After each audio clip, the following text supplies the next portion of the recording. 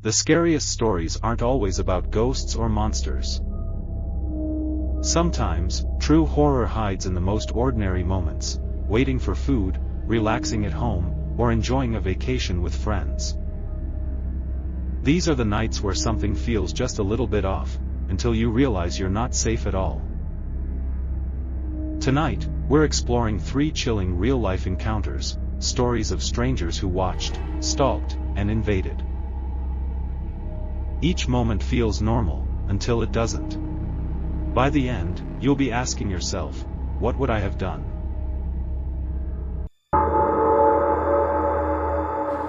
I was only 12 years old when this happened, and even now, I still remember the fear as if it happened yesterday.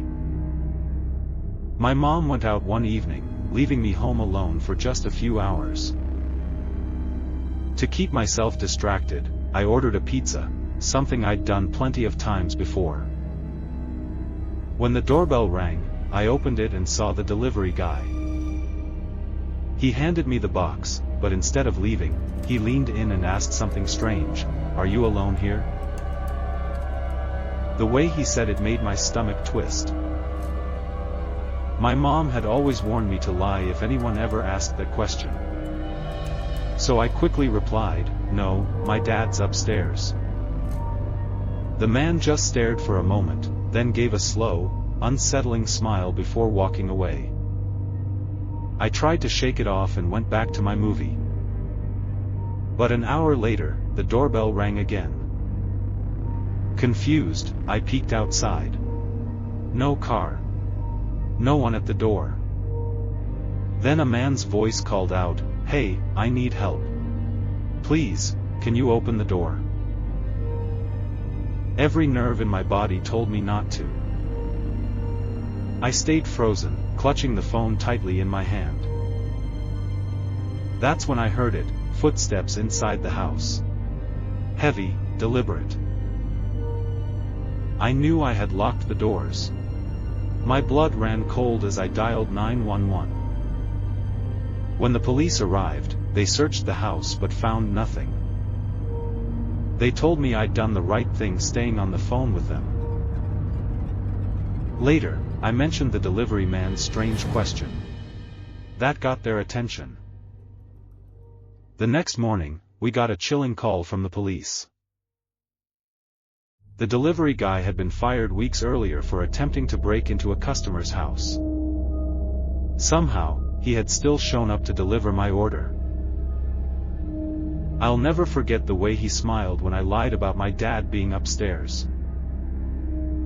Because maybe, just maybe, that lie was the only reason I'm still alive today.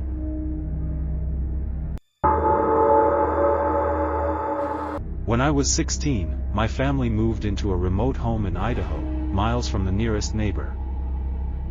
At first, I loved the peace and quiet. But at night, the woods felt different, like they were watching. One evening, I was watching a movie when I felt it. That prickling sensation at the back of your neck, the instinct that you're not alone. I turned toward the window, and just for a second, I saw it, a shadow moving outside. The days that followed were worse. At night, faint tapping came from the glass, like fingernails dragging slowly across it. Our dog barked and growled at the darkness, but whenever I looked outside, there was nothing. Then one night, I saw him clearly. A man was standing inches from the glass, his face pressed against the window, staring directly at me. His eyes were wide, unblinking. He didn't flinch when I screamed. He just stared. By the time my parents ran in, he was gone. They didn't believe me, until it happened again while my dad was home. Armed with his shotgun, we went outside. That's when we saw them, footprints, circling the house. Every single window had prints leading up to it. Someone had been watching us, night after night. The worst moment came a week later. The tapping was louder, angrier. Our dog went berserk at the back door. When my dad flung it open, the man was standing just a few feet away, clutching a knife. His smile was stretched too wide, almost manic. My dad fired into the air, and the man sprinted into the woods, swallowed by the darkness. The sheriff searched but never found him. We moved within months, but even now, I avoid windows at night. Because I know what it feels like to be prey, watched silently, waiting for the moment someone finally makes their move. During spring break, 6 friends and I rented a cheap cabin in the woods of South Carolina. At first, it felt like the perfect getaway, no neighbors, no noise, just nature. But peace turned to fear faster than any of us expected. On the second night, we heard faint tapping on the windows. At first, we laughed it off, thinking it was branches. But then one of us looked, and froze. A man was standing outside the glass, staring in. His face was pale, his eyes wide, and he didn't move. We yelled, but he didn't flinch. By the time we grabbed flashlights and ran outside, he was gone. The next morning, we found footprints circling the cabin. Dozens of them. Whoever it was had gone window to window, watching us from every angle. That night was worse. Around midnight, one friend woke up to get water and screamed. We rushed to the kitchen, where we saw him. The same man, standing in the middle of the room. He didn't attack. He didn't say a word. He just smiled faintly, then walked out the back door. The strange part? We had locked every door before bed.